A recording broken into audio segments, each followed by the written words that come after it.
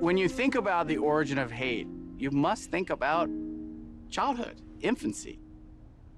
As a parent, we work really hard to try to get our kids to do the right thing, not the wrong thing. So when we think about good versus evil, right and wrong, is it that we are shaped by our surroundings to be good or bad? Or is the hate in our early development regardless of how we rear our children? The question everybody always asks is about nature and nurture.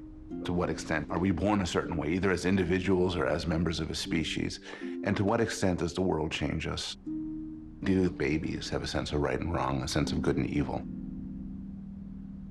Okay, here we are at the Infant Cognition Center, where all the baby testing happens.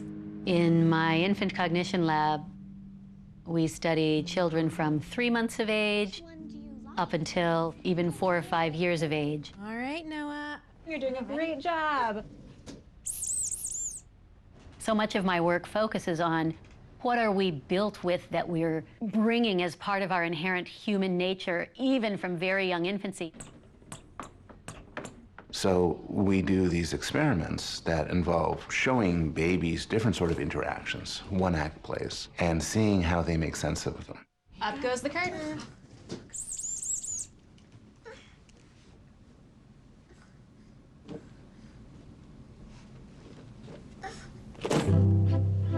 Well, the first study that we did really focusing in on the origins of our moral capacity, our capacity to render judgments about other individuals based on how they treat someone. We were very interested in the question of, do babies judge others? And so we devised several different scenarios where we introduced babies to characters. One character treats another well, helps it open a box. And another individual comes and treats the same character badly, slams the box closed. Our question was very, very simple. Does the baby have a different attitude towards the helpful character and the unhelpful? All right, Jack. You're doing a great job, buddy. It's very important that the person who's holding the choices out for the baby doesn't actually know which puppet is the nice one and which one is the mean one, so they can't be unconsciously influencing the baby's response. Hi. So we simply hand out the 2 puppets, hold them out to the baby, and see who they reach for. Okay. Literally, who do they want to hang out with? Okay. What we have found ever since we started this was over and over and over again, babies choose the nice individual. Okay. All right. These studies and other studies from many other laboratories suggest that a lot of the morality that we used to believe is the product of culture and education and learning is actually the product of biological evolution. Do you see these guys? They seem to have some sort of moral sense that shows up very early in their judgment of other individuals. This is a good guy, this is a bad guy, but also involving justice. This character should be punished, this character should be rewarded. There's some research in our lab and other labs that find that when you show kids something wrong, they often have an appetite to punish it, to correct it, to call an authority, to complain about it. And in some way, that's great, but it can also fuel hatred. So when you think about humans, one of the things that might come to mind that must be something that only we do is having a sense of fairness.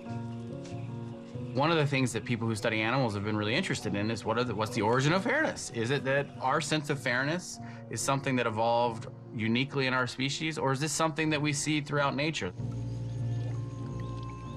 We're not sure if animals have fairness. Certainly there's some scientists who would argue they do in some cases. It's a hot area, it's very controversial and debated.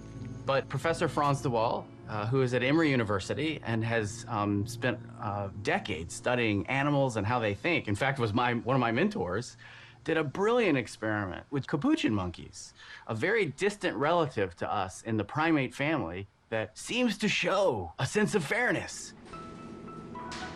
The capuchin monkeys in the experiment are trying to solve a problem, and if they solve it, they get paid. They get paid some kind of food and something they like. They love fruit, and so you give Capuchin Monkey Bob and Capuchin Monkey Sally, they solve the problem, you give them the same thing, they both get grapes. But what happens if for the same job and solving the same problem, you start giving Sally a cucumber, which isn't something they like as much as a grape. If you give one of them cucumber for the task and you do it many times in a row, and the other one you give grapes, then the one who gets cucumber gets very upset. The agitation, the emotion that they show is what in humans you would call envy or jealousy.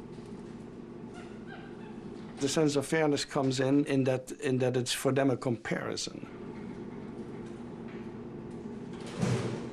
But the human sense of fairness is ubiquitous. Witnesses say this fight in Houston over the weekend broke out over a right turn.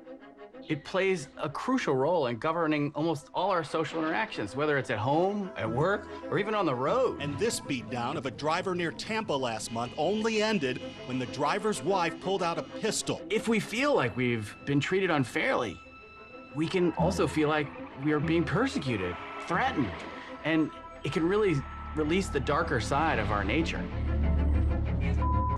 Somebody behind the Stop it! Stop it! Hate, even violence, can flow when we feel injustice. Cut me off, I almost wrecked you! Film that!